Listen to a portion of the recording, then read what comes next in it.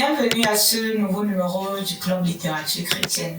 Je reviens aujourd'hui pour continuer avec la série sur le mariage. J'espère déjà que tu as pu visionner la première vidéo sur la première série des 5 livres. J'espère que ça t'a plu, que tu as laissé un commentaire et que tu as recommandé la vidéo ou que tu l'as partagée à tes diverses connaissances. Donc, on va continuer, comme je disais, avec ces 4 livres qui parlent également du mariage. Au cœur des 5 langages de l'amour de Gary Chapman, les pensées révolutionnaires sur le mariage du professeur Zacharias Stanifounam, Jouir de la vie conjugale du professeur Zacharias Stanifounam et Jouir de la vie sexuelle du professeur Zacharias Stanifounam. Donc, sans plus tarder, et pour ne pas te retenir davantage, on va commencer avec le premier livre qui est, j'espère que tu pourras voir, voilà, au cœur des 5 langages de l'amour de Gary Chapman. Ce que j'ai vraiment aimé dans ce livre, c'est le fait qu'il va plus en profondeur sur chaque langage.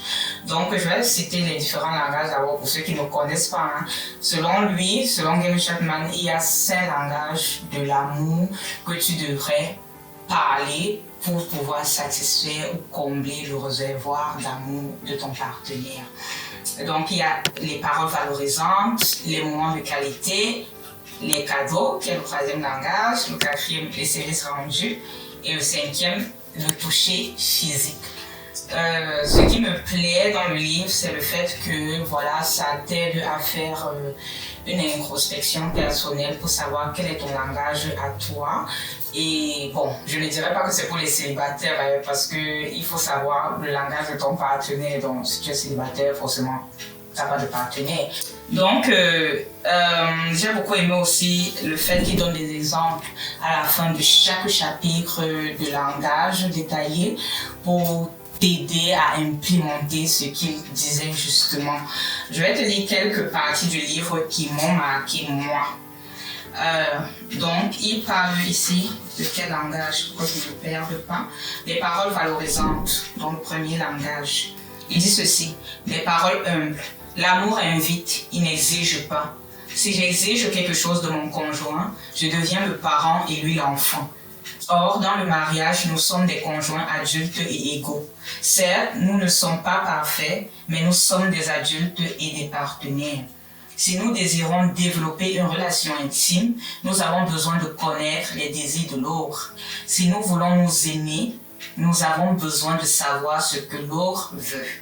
La manière dont nous exprimons ces désirs, en revanche, est de la plus grande importance. S'ils passent pour des exigences, nous effaçons alors toute possibilité d'intimité et nous éloignons notre conjoint.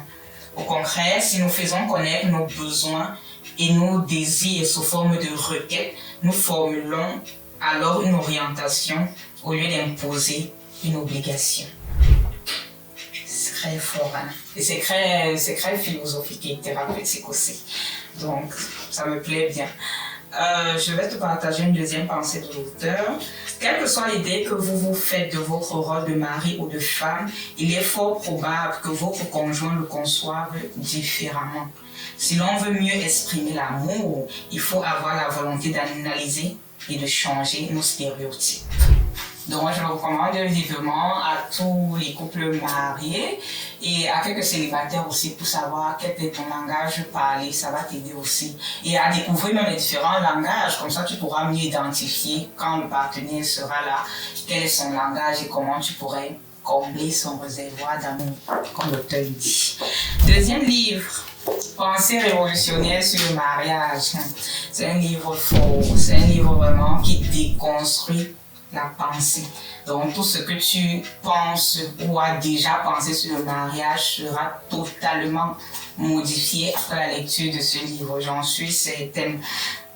Je pense qu'on peut le lire en tant que couple, voilà, pour améliorer, et aussi en tant que célibataire. C'est un livre aussi qui m'a permis, comme je pense, j'avais parlé de quelqu'un qui m'a permis d'écrire mes sujets de prière. Je me rappelle pas, je crois que je vais me rappeler et on pourra l'écrire quelque part là. Mais celui-ci m'a permis aussi d'écrire mes sujets de prière pour mon mari et pour moi-même.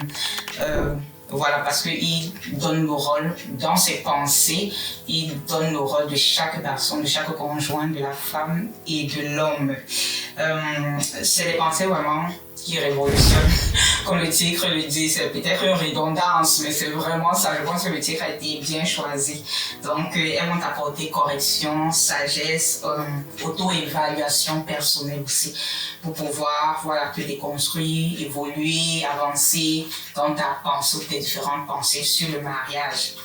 À l'aide de la Bible, bien sûr, parce que vraiment toutes les pensées, le professeur Zacharias Stanifo, il ne parle pas juste, il n'écrit pas juste son fondement, c'est la Bible.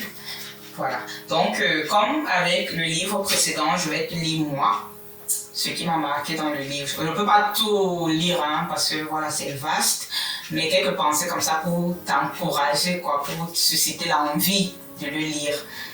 Donc il dit ceci, quand une femme se rébelle contre son père, elle entre dans le mariage avec la malédiction de s'être rébellée contre son père. Elle se rébellera doublement contre son mari. Il y a une autre pensée qui m'a marqué aussi, parmi plusieurs. Ne pense jamais que ta femme est responsable pour chaque problème dans ton mariage. Elle est juste le moyen que Dieu utilise pour créer. L'homme est toujours le problème. Le Seigneur utilise juste la femme pour dire « cet homme est un faux type ». Les mariages échouent parce que le prophète, le sacrificateur, le roi a échoué. Donc, confrère, c'était quel livre du prophète Zacharias Stanifo? Chef-d'œuvre du mari, qui parle du rôle de l'homme, où il disait que justement l'homme est le prophète, le sacrificateur et le roi dans sa maison. Donc, n'hésite pas à retourner le lire aussi pour plus de sagesse ou bien pour plus de compréhension par rapport à ce qu'il dit ici. Donc, c'était notre deuxième livre. Troisième livre, Jouir de la vie conjugale. Ce que j'ai vraiment aimé dans ce livre, c'est que c'est vraiment pratique. Voilà, c'est pas de la théorie, c'est pas juste des paroles, c'est pas juste des pensées. Ça amène vraiment à s'exercer, disons ça comme ça, dans le mariage. Et je ne sais pas si un célibataire va en tirer beaucoup de choses parce que c'est vraiment pratique pour le foyer, mais voilà, on ne finit pas d'apprendre. Et peut-être, moi je l'ai lu en tant que célibataire, tu devrais aussi. Parce que on ne finit pas d'apprendre. Ça t'apprend quand même les challenges que tu peux rencontrer dans la vie maritale. Et j'aime bien qu'il aborde tous les domaines, les finances, les enfants, la belle famille et les questions sexuelles également. Donc ça a l'avantage de t'immerger comme ça dans chaque aspect pratique de la vie maritale. Donc je pense que pourquoi pas, why not? Pourquoi pas le lire? Ça peut aider plus d'un, ça peut faire évoluer.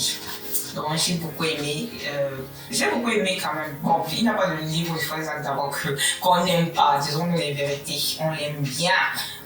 Donc il écrit avec beaucoup de profondeur et moins de superficialité et se basant toujours sur la Bible, sur les exemples bibliques. Ça aide aussi à faire grandir ta connaissance biblique. Les versets que tu as l'habitude de lire comme ça en passant sont plus détaillés, approfondis, compris au travers des livres du professeur Zacharias Stanifo.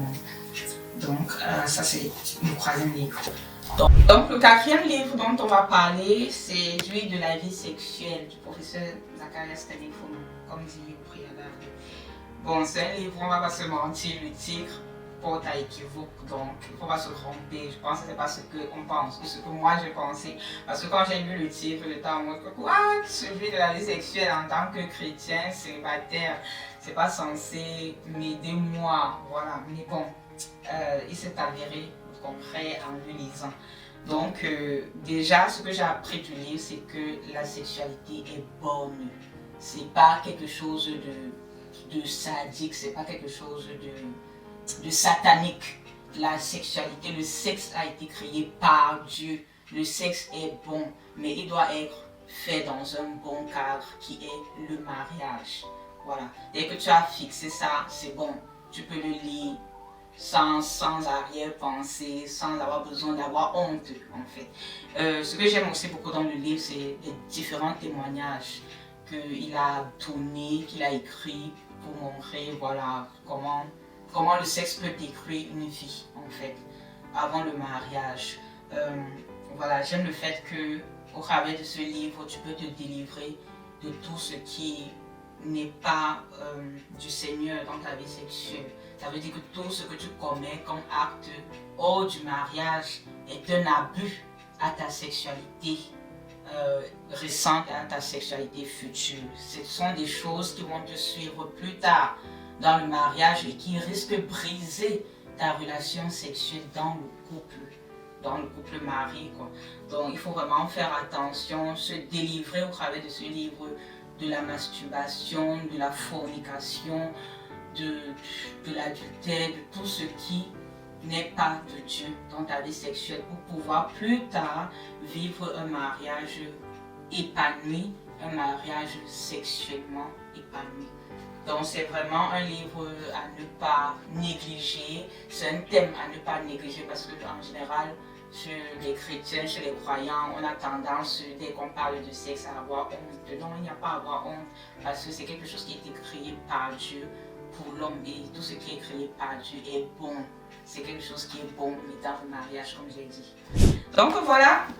J'espère que ça t'a aidé à voir plus clair. Je trouve que ce qui est bien dans la série, c'est qu'il y a vraiment de tout en fait. On passe par la vie sexuelle, on passe par la vie conjugale, on passe par la déconstruction de la pensée, on passe même par les langages de l'amour. Donc chacun peut trouver son compte par rapport à son besoin du moment. N'hésite pas à laisser un commentaire si tu as déjà lu un de ces livres, à nous le partager ce qui t'a marqué toi. N'hésite pas à recommander la vidéo à d'autres personnes. Tous les liens pour commander les livres ou pour te les procurer sont dans la barre d'infos. Donc j'espère que tu as été béni. En tout cas, moi j'ai été béni. À nous revoir bientôt. Ciao, ciao.